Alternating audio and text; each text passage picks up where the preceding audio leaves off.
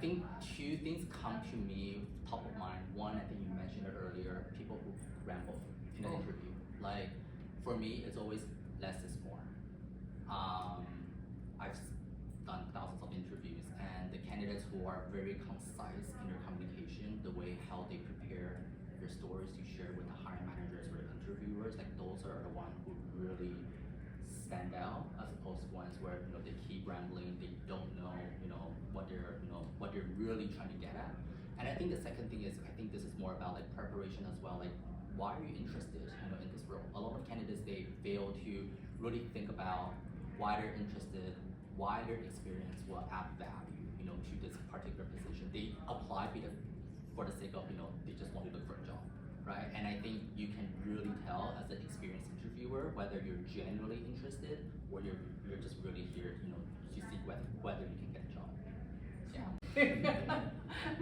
Right? So what are the best ways to stand out for a candidate, especially in this brutally, highly competitive market?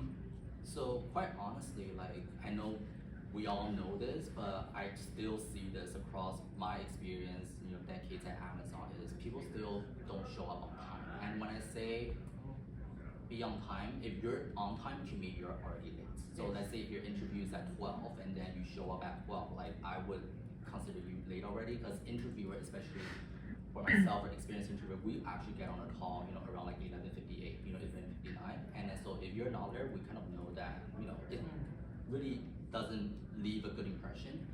And I think the second thing, like how you stand out, is through the experience that you share in terms of like quantify your experiences, right? Quantify your examples. We love data. We love to hear what you've actually contributed, to whatever the projects or programs that you've done. But I think the most important thing that really, I would say, distinguish an A player versus a B player is how does that experience add value to this role that you're interested in, right? Or that you're applying to, and really bring that back to the interviewer. And then, like I think you mentioned earlier, Nancy, is I think the best candidates are the ones who really treats the interview as a conversation.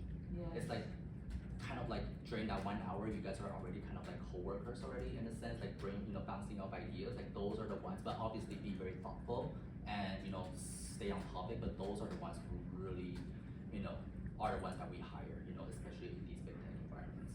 And